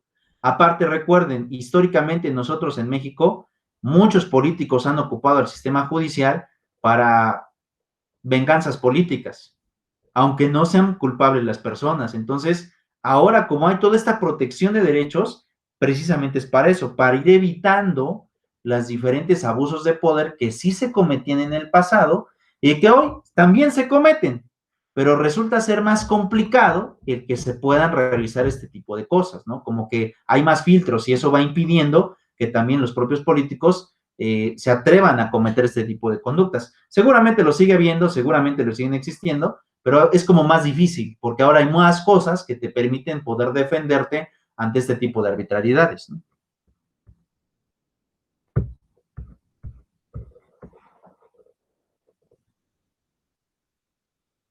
¿De acuerdo, chicos? Sí, está bien. Claro que sí, abogado. Bueno, entonces, yo creo que eso es algo fundamental, que podamos comprender estas tres figuras. Es muy complejo, sí, porque esto te obliga a estudiar todavía más, porque como aquí hay que ver también cuándo aplicas uno, cuándo aplicas y cuándo aplicas otro, pero al final de cuentas es interpretación constitucional y es también en base al control constitucional, porque esto depende de muchos de estos tres criterios fundamentalmente en la actualidad y los tres son vigentes, o sea, ninguno está en desuso, los tres son vigentes y un juez o tú mismo como abogado postulante vas a poder fijar una posible solución a un conflicto en base a estos tres criterios. Entonces, ese carácter es fundamental. Miren, déjenme ver por aquí, tengo libros. Ahorita les voy a recomendar uno que les pueda servir mucho.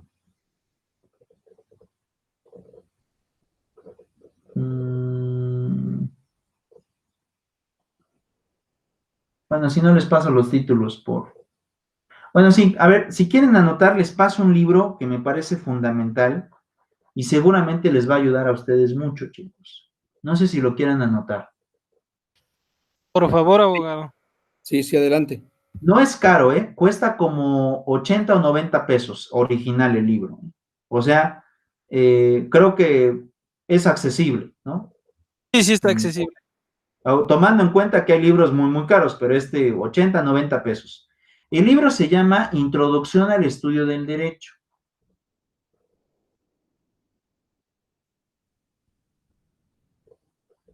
La autora es Lucerito Flores Salgado. Así con el diminutivo, así se llama, Lucerito. Lucerito Flores Salgado. Y la editorial es Editorial Planeta. Listo, abogado, gracias. Listo. Ese libro es de introducción, te pone todas las cuestiones básicas del derecho, pero ayuda mucho precisamente para ir comprendiendo estas nuevas transformaciones, porque en realidad son transformaciones de la interpretación constitucional.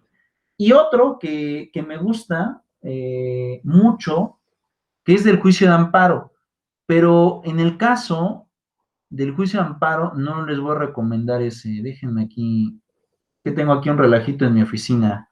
Bueno, voy a voltear esto, nada más no me critiquen porque no he limpiado mi despacho. Y déjenme ir a buscar unos libros. Ese libro también me parece muy bueno para que ustedes lo vayan comprendiendo. Chicos, este libro es muy barato. Lo pueden conseguir en las, no sé si en Tlaxcala, la verdad no he checado, no sé si en Tlaxcala exista una casa de justicia, una casa de cultura jurídica de la Suprema Corte. Sí, abogado, sí existe. De hecho, bueno. suscritos. Bueno, si están allá, mira, aquí tengo un chorro de libros y acá tengo otros más. Si están allá, seguramente van a encontrar otro libro que yo tengo aquí, que igual cuesta como 80 pesos, o tal vez menos, como 60 pesos, y es de editorial de la Suprema Corte. Y bueno, yo aquí tengo muchos de la Suprema Corte, pero ese libro en específico te habla de qué es el Poder Judicial y también te habla de la defensa de derechos humanos. Y son libros muy básicos, que me gustan mucho porque están chiquitos y ayudan mucho a la comprensión. Déjenme lo busco. Se llama el Poder Judicial. ¿Qué es el Poder Judicial de la Federación? También lo pueden encontrar en línea porque está en línea también, pero bueno, al menos a mí no me gusta leer en línea porque me lloran los ojos, a veces luego ya termino bien lastimado, y no me gusta mucho, y por eso prefiero comprarlos. Miren, aquí está el que les di hace un momento es perdón, me equivoqué, no es de Editorial Planeta, es de Editorial Patria, el de Introducción al Estudio del Derecho de Lucerito Flores Salgado. Es nada más cámbienle la editorial, es de Editorial Patria. Y ahorita les voy a dar el otro. Aquí está. Es este. Este es el que les decía. Se llama ¿Qué es el Poder Judicial de la Federación? Y te explica básicamente en qué consiste el Poder Judicial. Y ya ahí tú lo puedes ver por completo. ¿De qué editorial es? ¿O cómo se consigue? Este es de editorial de la Suprema Corte. Por eso les dije que sí lo van a poder comprar ahí en la Casa de Cultura Jurídica. Ah, perfecto. Muchas gracias, abogado. ¿De acuerdo? Así se llama. ¿Qué es el Poder Judicial de la Federación? Cuesta como 70 o 80 pesos. Es que los libros de la Corte no son caros, son baratos y están bastante bien. Y otro, si es que van a comprar, bueno, ahorita no los van a comprar, durante este curso no los van a comprar, pero si quieren gastar ustedes en libros, no para la clase, sino para su ejercicio profesional, y quieren ir como comprendiendo más cosas, les recomiendo otro que es de... ahorita les digo cuál es.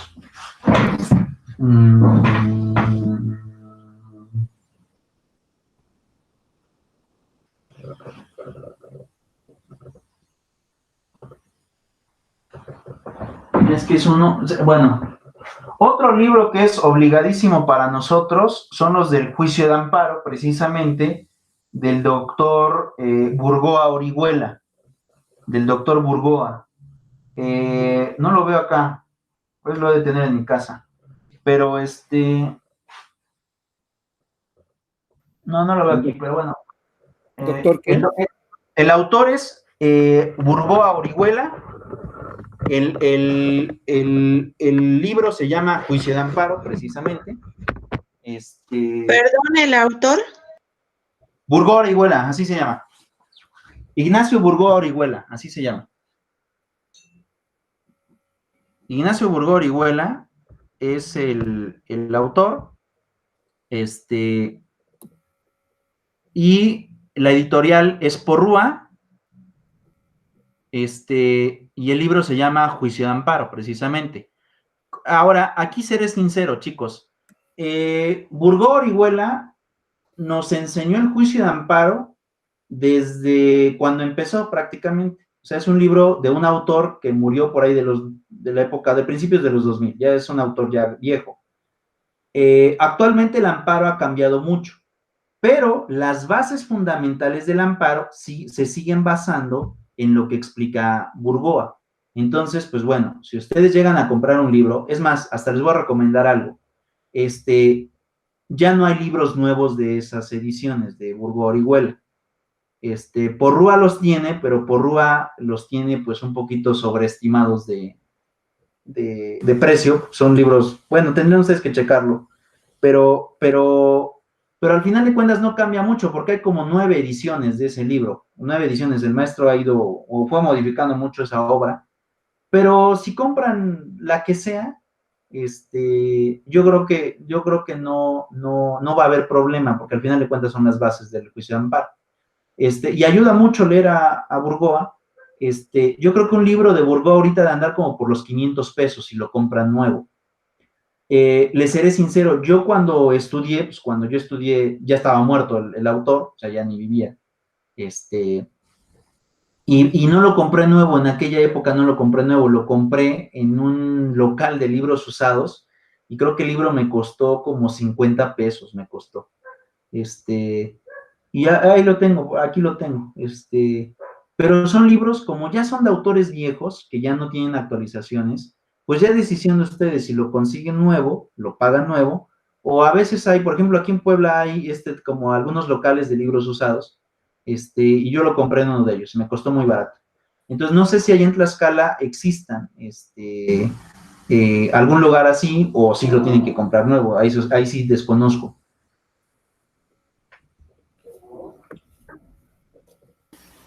Pues probablemente con suerte sí lo logremos conseguir usado, pero pues creo que acá se da mucho eso de los negocios de segunda mano, los bazares, así que con suerte conseguiremos uno. Ajá, exacto, pues con suerte pueden conseguir uno de Burgoa, y como les digo, son 9 ediciones de ese libro, pero al final de cuentas no pasa nada porque el maestro ya se murió. O sea, la edición que compres te va a servir. Entonces no importa que sea pasada, ya son libros de mucha historia o de muy viejos, pero que ayudan mucho a comprender el Juicio de Amparo. Pero bueno, les hago esas recomendaciones. No las voy a pedir para el curso, no las tienen que comprar para el curso. Simplemente si ustedes buscan después de este curso, por su propia cuenta, adquirirlos y leerlos, pues seguramente les van a ayudar bastante los libros. Muchas gracias, abogado, claro que sí. Gracias, abogado. Bueno, entonces, esta semana sí va a haber tarea.